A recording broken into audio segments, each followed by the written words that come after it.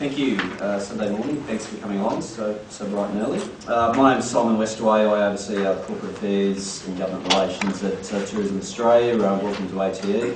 Welcome to the Tourism Australia media briefing. So you won't hear much from me. I'll just quickly go through what we'll do. Our Managing Director, Andrew McAvoy, will give an overview. Our Executive General Manager of Marketing, Nick Baker, will go through the new campaign. And both gentlemen will be available for question and answer session straight off the back of that. We also have members of our executive leadership team here as well, along myself, two gentlemen on stage, and Craig Davidson and Francis Anfield. So, without further ado, I'll introduce Andrew. Thanks very much. I'll get applause at the end, okay? No, it's great to be here at yet another ATE. I'm not sure of the numbers, but I think someone was telling me it's, what do you reckon, Rod? Over 30? I think so. Over 30, and it's quite incredible. It only started rotating around Australia. I think it went to Melbourne in the 90s, it went to Brisbane in the early 2000s, and then this organisation made a decision to rotate it to any city that could host it, and it went around. And now it's going to 5 cities in Australia, including Adelaide and Perth also. And when that decision was made, Perth now had it 3 times in 7 years, so it's great to be back in Perth. And next year we're back in Sydney. So I just want to run through. Back in 2010, we spoke to you about setting goals for our industry over the next decade. And what I wanted to do was a bit of an update as to where we're at with our Tourism 2020, our plan to see a doubling of overnight value from 70 billion in overnight travel expenditure to 140 billion. When we launched this plan, it was termed ambitious, which I know in the media world is sometimes code for unachievable. But I would argue that we're in a pretty good place despite difficult circumstances. And I want to run you through some of the numbers and where we're at. It is an ambitious plan, but what it's done is it's focused not just Tourism Australia, but I would argue the Australian tourism industry on what are the things we need to do most often, get most right most often, to have great success. And I think the conversation has moved on from just ads, although they're important, and we talk a lot more now about distribution, about air access to our country, about the infrastructure required, the service levels required, and a big accent on quality of experiences. Just some numbers for you. The United Nations World Tourism Organisation issues some league tables on an annual basis, and I think these numbers sort of tell a bit of a story about Australia. We are not a mass volume destination. In the UN WTO league tables, we rank 48th. They survey 180 countries in their visitor arrivals. And so in that, we've barely scraped into the top 50 in terms of volume. So with our 6 million international visitors, we rank 48th in the world of arrivals. But if you look down, most importantly, we move very quickly up the rankings when it comes to total tourism receipts. The 26 billion Australian dollars, more in US dollars, that gets spent in our country by internationals, ranks us 7 in the world in terms of total international tourism receipts. So that's quite incredible. Not mass volume, but high yield. And when you look at spend per visitor, people that are coming are spending more than anyone else on earth per visitor. So number 48 for arrivals, number 7 for total tourism receipts, and number 1 for spend per visitor. And I think this tells the story of what Australia, I believe, is, which is a high-yielding destination that must have an accent on quality of experiences. And I just wanted to show you some of those numbers. In achieving our ambition, the 2020 strategy really looked hard beyond advertising, marketing, distribution, and looked at what does the country need to do better in a very competitive world. Rod Harricks is here from our UK office, and Rod will tell you that there's 180 national tourism organisations, 180 trying to get the same consumers as us in the UK. In China now, we were the first country in 1999 to get approved destination status, and now the CNTA, the Chinese National Tourism Administration, have approved 130 countries that have the ability or have approved destination status. So there was 2 in 1999, Australia, New Zealand, there are now 130. So this is just examples of how competitive this world of tourism has become. When my organisation was set up in 1967, I would argue that Australia was one of the pioneers of the tourism market and really getting out there. We've had some very famous campaigns through the ages. But those simpler times have become more complex. I think the consumer now has more power in their hands, and we have to be smarter, cleverer, more aggressive to do better in a much more competitive world. Many countries have realised the economic benefit of this great industry called tourism. It is one of the world's fastest growing industries, and we have to be better and better to actually compete well in it. When we looked at our 2020 goals, we looked at which markets will deliver yield, dollars, growth and profitability for our industry. Not volume alone, but yield, profitability for our industry. So we had a good look at that, and we had a look at the markets. We looked at the access, and I'll talk a bit about that. We looked at what product does Australia need, both beautiful, natural, but also man-made, to cater for the visitors coming now, but more importantly for the future. And also, how do we help continue to create demand? The markets. We take what we call a balanced portfolio approach. I think the media in Australia, and I think everyone around the world, has heard our message that we are an industry in transition. In Australia, we are living in this Asian century. There is great growth coming out of not just China, but Indonesia, India, Singapore, Malaysia. Down the track, Vietnam will grow for us. But we're also seeing growth out of Latin America, and we're seeing a bounce back in our great traditional markets such as the US, Japan, Korea.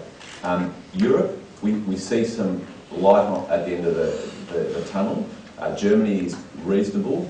The Irish are coming in big numbers, based around largely working holiday visa type programs. But our difficult market at the moment is the UK. So we're pretty flat or slightly down in Europe, but the UK is struggling. And look, that's about macroeconomics. But we do take a balanced portfolio approach. We are in about 18 markets around the world in 17 different languages. We have 14 offices around the world.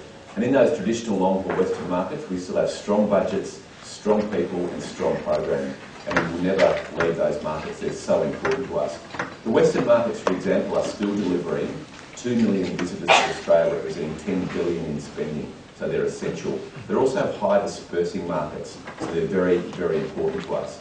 What we're doing in those markets, though, is taking a very partnership-oriented, tactical approach, working with airline partners, states and territories, the travel distribution system, the Australian industry, to be as competitive as we can be, to beat the other guys out for the business that still exists. In terms of access to our country, it's not by boat very often, but airline, I always say it's a bit of a one-liner, but we're an island nation and not a lot of people swim here. So air access to our country is just essential. When we did the 2020, we know that we need 54% more international aviation access into our country, and we need 25% more domestic seats flying around our country. In the first 2 years of this 2020, we've seen 15% growth in the number of international seats in and out of our country. That's ahead of what we need. That's 7.5% per annum growth of international air seats into Australia when we need 5.5% per annum growth. Similarly, domestically, we've had 8% growth or 4% per annum when we need 2% growth. So in terms of air seats, we are on track, in fact exceeding expectations. There are more seats and that's working well for us. The growth is being generated largely by the Middle Eastern and Chinese carriers, and also the low-cost revolution that's taken over the world, and particularly Asia. We're seeing great growth out of Middle Eastern carriers such as Emirates, Etihad, Qatar and others. We're seeing great growth out of the Chinese carriers, Air China, China Eastern, China Southern, as well as continued upping of the ante with great airlines like Singapore Airlines. But we're also seeing airlines like Scoot, their low-cost subsidiary, AirAsia X, Jetstar, Virgin, growing exponentially out of the region. So our air seats are coming, and I reckon that then it becomes our job to help fill them. One of the things we know that Australia needs when we did the 2020 work was more capacity to host these visitors. And we've been very clear that capital city Australia, which in Australia at the moment is running at high occupancies, Perth's a great example, they're running at 85% plus occupancy. Sydney the same, Brisbane, and they're getting good yields. Over the next decade, we need 40,000 new beds in capital city Australia. And there is an investment pipeline that will start to deliver those, and we're seeing that happening. That's very important. In fact, in regional Australia, we're saying not more volume, because there's enough volume and the occupancies are lower. We need better quality. So not more beds, but better beds, and also the attractions that go with it. And I do think that the state and territory governments in partnership with Tourism Australia are much more focused on what investment do we require to cater for the visitors for today and tomorrow. With that in mind, my colleague Craig Davidson down here, and working with Austrade, who are our international trade representatives, in May we signed a 5-year agreement with Austrade to seek out national, but also in particular foreign capital to help build the beds that we need in particular, as well as attractions and things. So I won't go into that much now, but if you want to ask questions about the investment strategy, I'll be happy to answer them. Hopefully around here we have one of our investment guides which talks about why Australia and what we do there. And also we've produced a list of 78 investment ready or proposed projects that people could put their capital into build. It's been a really successful beginning. We've run programs for investors in Bangkok, in Singapore, and just recently in China. And we're going to continue to do that, to seek the capital that we need to build the accommodation, properties and other things. That said, we're not also shying away from domestic interests. There's a lot of great domestic interest in this. In fact, it's an interesting number. We're also tracking investment in Australia, and there's a pipeline of 42 billion Australian dollars of tourism infrastructure investment ready and waiting and coming through already. So people often say you haven't had any hotel rooms for a long time. There actually have been. They've just come in different sort of ways. What we probably haven't had in Australia is 5-star builds, which they're not probably stacking up yet. But a lot of other accommodations come online, and we are going to get more of that 5-star build as well. So then it comes to what we spend 90% of our time doing, which is marketing and creating demand for our country through advertising, which Nick's going to take you through, but also through distribution. And many of you people write for the distribution sector, which is still essential for our country. We are still a complex destination. In many places we are still a fairly long way from their home base. Consumers have seen what goes on with ash clouds and all sorts of things, and I think they're gravitating back towards distribution. The distribution for Tourism Australia remains essential, but in marketing terms, the consumer holds in their hand the ability to engage with you or not, and we're hopefully becoming much cleverer in the way we actually talk to consumers, inspire them and get them to do the next thing. So also in 2010, when we launched the 2020 strategy, we launched our campaign, There's Nothing Like Australia, and it was born from these 2 insights.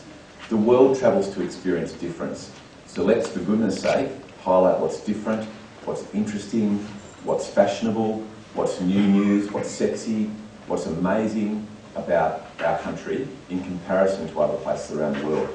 The world is literally people's oyster. We better make sure we look pretty good when we're advertising in the country. And Australia is different, and it's really compellingly different. The second big insight, which Nick will talk more about, is that word of mouth for our sector, travel and tourism, has always been the most powerful marketing tool, but it's always been hard to grab hold of. But in the world of digital media and social advocacy, we have much better ability to get consumers to engage with us and then tell our story for us.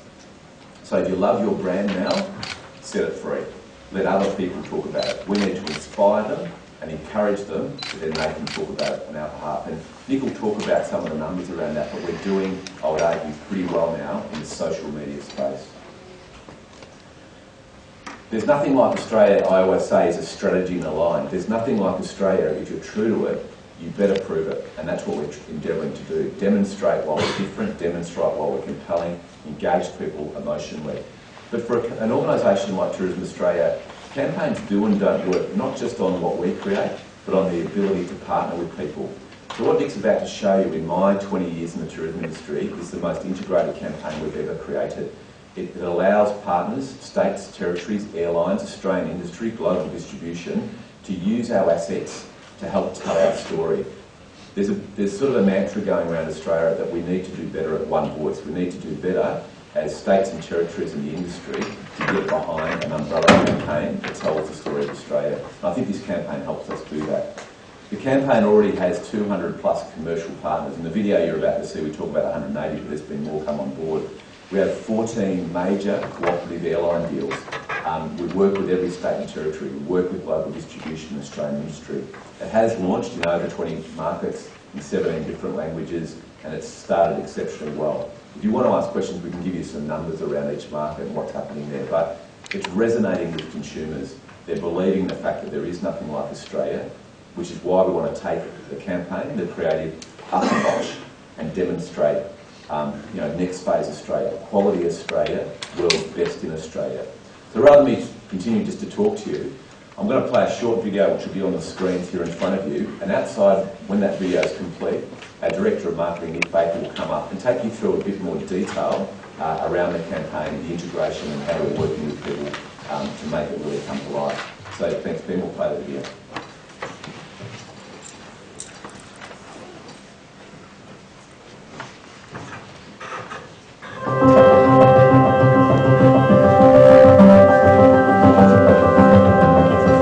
2010 was the year Tourism Australia told the world there's nothing like Australia. Designed to be flexible, it's time to evolve the campaign creative and tourism messaging to keep it relevant in a highly competitive and fast-changing global tourism environment. Tourism Australia's global campaign, There's Nothing Like Australia, is inextricably linked to our industry's Tourism 2020 strategy, and with it the overall goal of doubling overnight visitor expenditure from today's $70 billion up to $140 billion by the end of the decade. This campaign is deliberately designed to enable our partners, such as airlines, state tourism authorities, territory tourism authorities, to work with us in this campaign. They can get their message over at the same time as we're getting over a uniform message about Australia. We certainly believe that we are stronger together if we communicate with one voice, and it is vitally important that we continue to highlight what is fantastic about the Australian experience. From a marketing perspective, it's incredibly important to see the research that Tourism Australia does and to learn and to try and develop products and experiences based around the research they provide. Consumer insights are incredibly important to make sure we deliver the visitor experiences in different markets that people want to have when they get here. And there's no other organisation that provides that sort of leadership and marketing initiative in the industry. Tourism Australia's job is to create demand for the best of our destination. It's a $94 billion industry employing almost 1 million Australians. Part of that job is to create advertising that appeals to the world's consumer. It's a campaign that will be seen in 25 countries around the world. It'll be heavily promoted in Asia, in particular China, but also India, Indonesia, the UK, Europe, the Americas, and people in Australia will see it also. It's a great campaign for the world. I believe keenly that Australia's future is very much hinged to the development in our northern region, all of Asia, including China, and particularly South Asia. Whenever someone comes to Australia for whatever purpose, they're touched by the tourism industry, so that when visitors arrive here, they know that Australia has invested in cultural skills, in many cases the language skills, and the literacy skills to be able to provide Asian tourists with the experience that's going to make them want to return to Australia again and again and again. 澳大利亚是一个非常受中国旅游者欢迎的旅游国度，这里有湛蓝的天空、清新的空气和友好的民众。 This latest iteration of the campaign builds on an already successful and established platform and takes it a step further by highlighting Australia's finest tourism attractions, experiences and products, proving to the world why there's nothing like Australia. There are two main insights that really are driving this campaign. The first is a marketing principle that you lead with your best. You show what is the best about your product or your brand, in this case about our country. And the second is we've put a platform line out there, there's nothing like Australia. So now it's our job to prove it. If you can show the most unique things that differentiate you the most, there's a halo effect that goes to everything else that you do. And we know that Australia really stacks up when we go out there with the world's best. Social media is vital now. All media is becoming social, so you have to become involved. It's where the audiences are, it's where they do their research, it's where they share their ideas, whether for the next weekend or whether for a long-term holiday. The centerpiece of this campaign is this fantastic, inspiring piece of film. But it's not just a TVC, it's also about getting that content, taking it online, sharing it through the Facebook group, as well as optimising for platforms like the tablet, utilising all that great content and long-form content to really help audiences have a much deeper engagement with the experience of Australia, as well as an entirely new print campaign, which is all really about There's Nothing Like Australia, trying to emotionally engage the viewer as to what it's like to really be here. Look, every campaign's got to evolve, and this campaign's been working its socks off for Australia. There's Nothing Like Australia launched back in 2010, has more than 180 partners on board in 25 countries, 17 languages. It's time to take it up a notch. We're a beautiful, wondrous country that people do want to search out, know about, understand, and ultimately to travel to.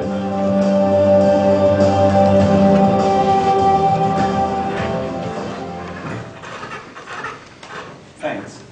That video does a very good job of just telling a little bit about why we've done it and what we're doing. One of the key things in that was having established this line, There's Nothing Like Australia, 2 years ago. It really acted as a very rational proof point for why about Australia. But having done that, our job then was to say, okay, we've told everybody there's nothing like Australia, now prove it. So we wanted to move it from a sort of more rational approach to a more emotional one. Because as you saw across those figures that Andrew put up here, getting to Australia is a big business. It takes a lot of time to get here, it is a lot of money, and you've got to go across a lot of beaches and a lot of places to come here. So we've really got to appeal to people and sort of search out that emotion about why Australia. And doing that, we've got to differentiate the country, as we said. We've got to really show what is unique about this country and bring it to life in a way that everyone finds appealing. And the way we've chosen to do this is by telling stories. So inside the ad that we're going to show you now, I'm going to show you two versions. I'm going to show you the first one, which is the 60-second version. It tells about 13 little stories of people's holidays around the country and the experiences that they have and the products that they go to and the way that the country acts in this and the way that the experience makes the whole thing come to life. So I'd like you to join with us and just watch the first of the ads, the 60-second one, just sort of bringing it out to life, and I'll tell you a little bit more about it when it's finished. Life is strong in here. Feel the warmth all in the breathe it in and let it feel your heart. It's like love. Cleanse your soul.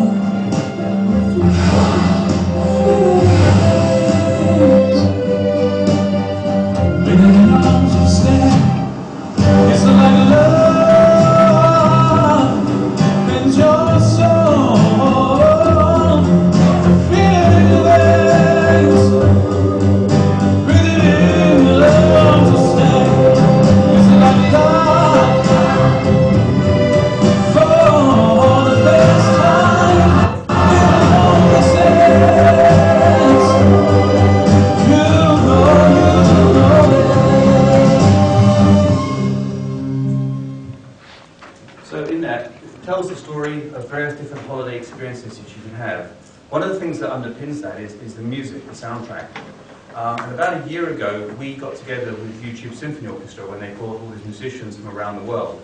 And we created this film called Making Tracks with 4 musicians that we took from the YouTube Symphony Orchestra and 4 musicians from Australia. And we partnered them up and took them around different places in Australia. And their job was to be inspired, was to go and write an original composition about how they felt about the country. How they were inspired by the people that they met and the places that they went. And one of those was written by an Aboriginal guy from Tasmania called Dwayne Everett Smith.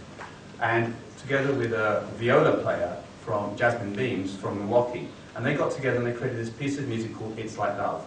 And that's the music score that underpins that. So they went out and they had their own experiences in the country, their own holiday, and wrote that music, which is why I think it underpins this.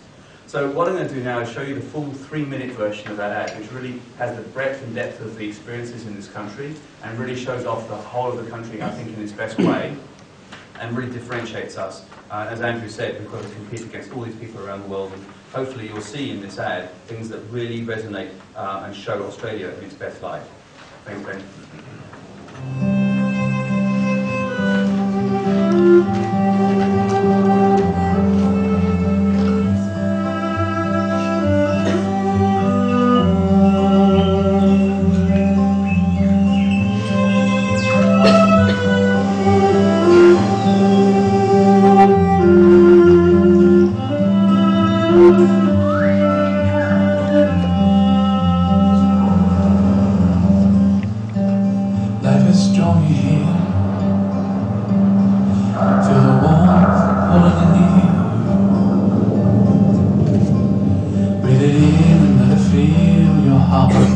It's like love,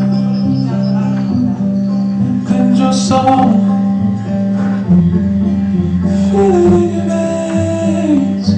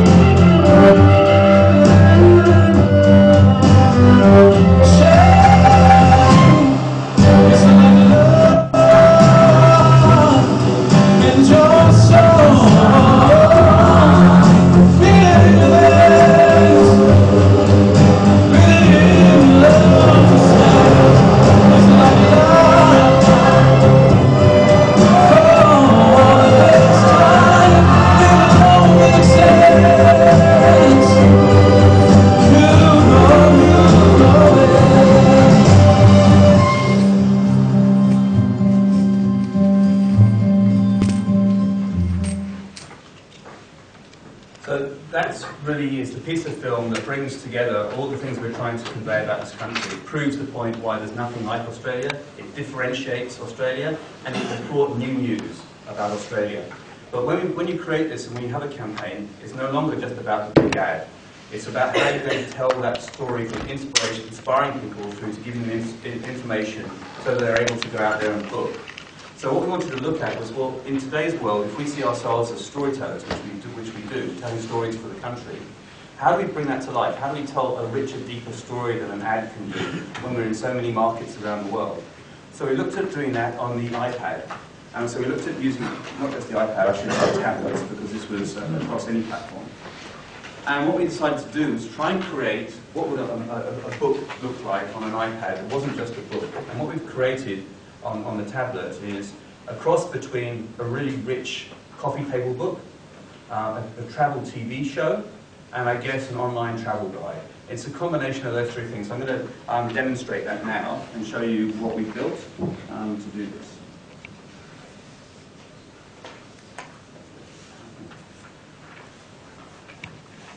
So this is the app, and you can download this from Apple or Android versions of this.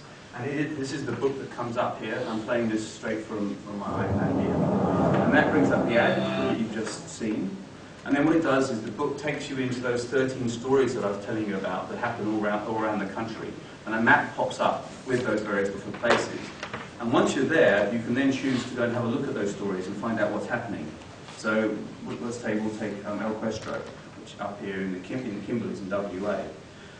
And then you can look at two things. You can either experience more about that holiday and what they went on and the journey they had, or you can discover more about the areas around El Questro and the Kimberleys. So let's just go in and we'll experience a bit about it, and you can see how the tablet works. As I say, it brings audio and it brings visual together, and just through swiping on this, you start telling the story. And this is the story of Angus, and he's having his 50th birthday, and he decides that he wants to bring his friends from all around the world up to the Kimberleys for his birthday and have a special party at El Questro, and then just go exploring WA. And so the book just reads like a normal book, it swipes through, and then it integrates moving footage as well into it. So this is actually the party that he has for his 50th birthday, and you saw this taken from the film that we did earlier. And so it just brings more of that to life. And there's Angus with his wife. Yeah, he's pretty bored. He'll be better once he's had a holiday in Australia. And then you carry on with the experiences that you go through and you can have when you're up there. And it brings these photographs to life, and it brings the places to life. And then you can pop up and you can just bring in different photos into it, like this. And then when you're on something like this, you can decide, okay, well, that's nice, I've had a look at that. What about looking at some other places in Australia?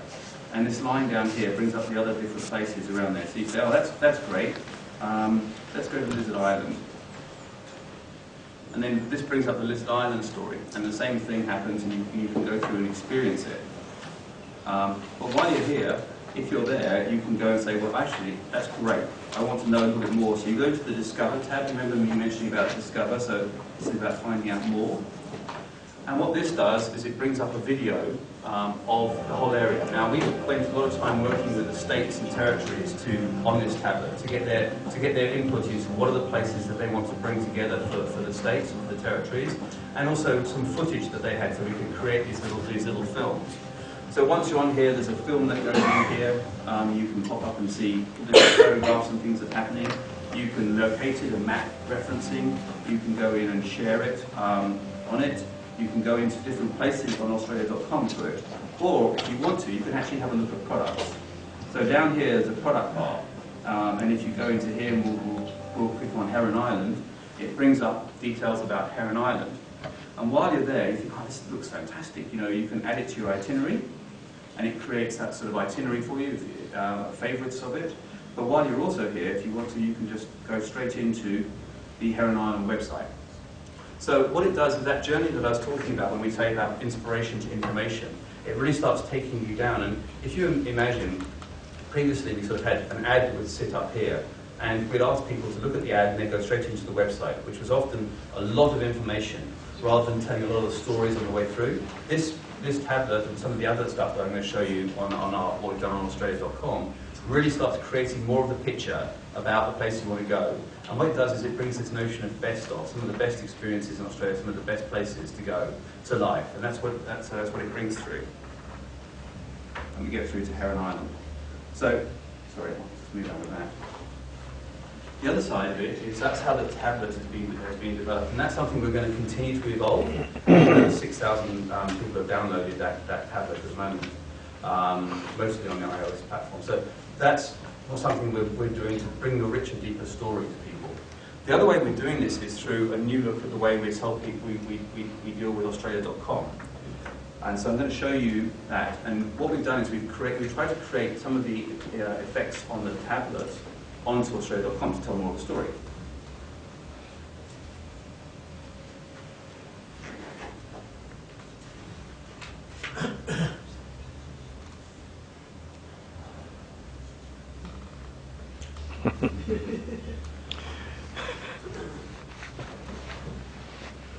And here it goes. So we come up here, and then up on Australia.com there's this hub page, and on this, what it does is it plays the ad again, so that ad that you've seen with it, and what happens is on the side of this there are all the various different experiences that come up, but this time it's actually working on here, and you'll see what happens as we play through the ad. That on the right hand side here, all these little boxes start coming to life when it's the place that we're talking about. So this place here is about Walden Valley, and you'll start seeing the Walden Valley comes up there on the right hand side. And then as this transforms through to the next place, there's an islands box that happens. What it means is while you're going through this, is on any of these particular boxes that you can just click on at any time and go and see more information. So Gold Coast has come up. I like the look of the Gold Coast. I get more information on the Gold Coast that comes up. And on here, I can play videos, I can learn more about it, I can go straight to websites, I can favorite things. So what it does is, again, tell the stories, broadly, inspire people and start bringing them through to information that's relevant for them to help to make a booking. I'll just take that off and just move back to the presentation now.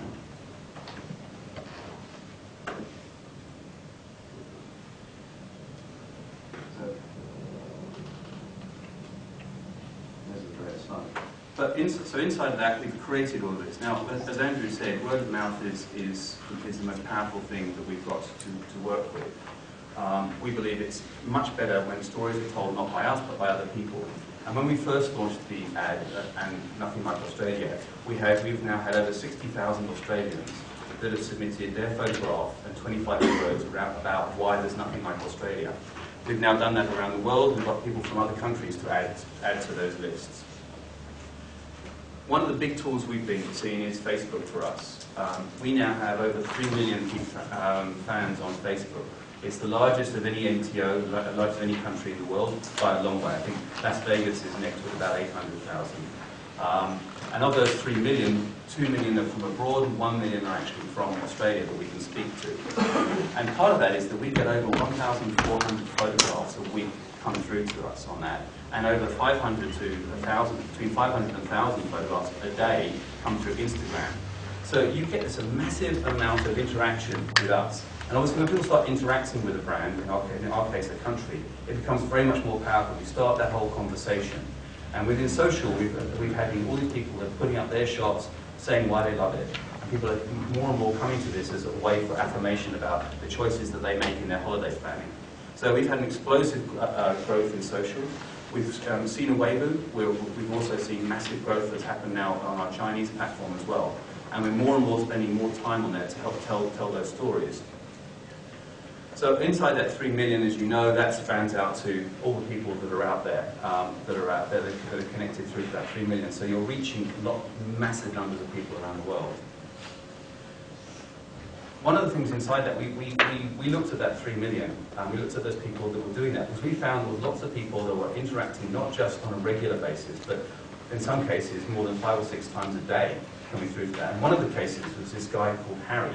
And we looked into Harry, and he was an Australian, and we found that he was really strong in telling stories about Australia. So when people went onto Facebook and said, I'm coming to Australia, I'm going to the Gold Coast, I don't know what to do, he would go back to them. Or we'd also have the same case if somebody came onto our Facebook page and said something disparaging about the country, he would say his views about it. So he acted almost as a sort of advocate for us telling his stories and how he felt about Australia. And there's lots of people like Harry, but we investigated Harry to find out a little bit more about him. And Harry lives in Scone up in the Hunter Valley in New South Wales and is 81 years of age. So Harry's life now is spent talking about this country that he's loved, and he's been married for